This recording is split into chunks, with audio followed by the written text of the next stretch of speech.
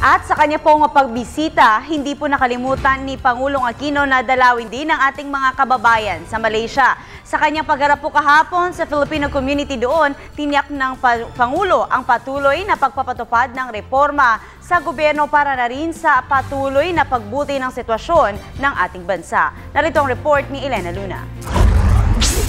Tiniyak ni Pangulong Aquino sa mga Pilipino sa Malaysia ang patuloy na pagsulong ng mga reforma sa unang araw ng kanyang state visit. Mahigit 70,000 Pilipino ang nasa Malaysia na ayon kay Ambassador Ed Malaya ay nagsisilbing mga mini-ambassadors ng Pilipinas dahil sa iniiwan nilang marka bilang mga teachers, engineers, medical professionals, negosyante, technical personnel sa mga industriya at household workers. Yung wala akong dahilan na yung susunod na salinlahi, daanan yung problema dinaanan natin na nagtulak sa ating dito sa kanya-kanya nating tadhana ngayon. Palagay ko po, may obligasyon tayo at ginagawa na natin at gagawin pa na ipapamana natin sa salinlahi o sa mga susunod na salinlahi ay di habak mas maganda kaysa sa dinata natin. 30,000 ringgit o mahigit 400,000 piso ang donasyong tinanggap ng Pangulo mula sa mga Filipino community para tulungan ang mga biktima ng Bagyong Yolanda.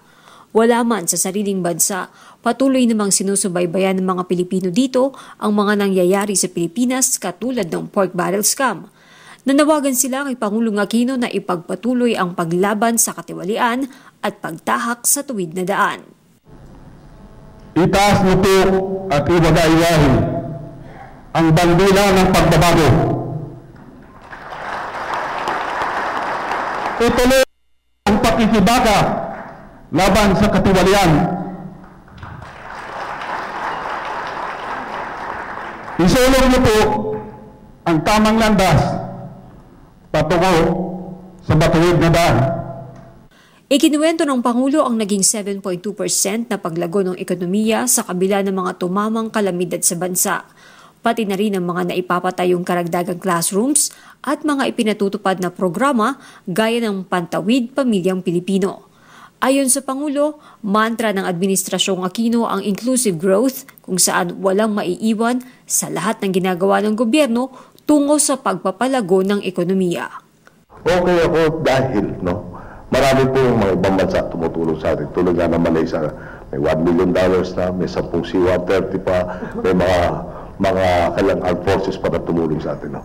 Okay ako dahil meron akong kabinete na talaga naman di na naghihintay.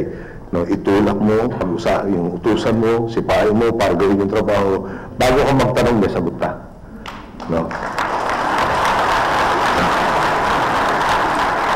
Pero talaga ko, higit sa lahat dahil ang mga Pilipino talaga, pwede madapa, pero hindi na nanatiling nakadapa.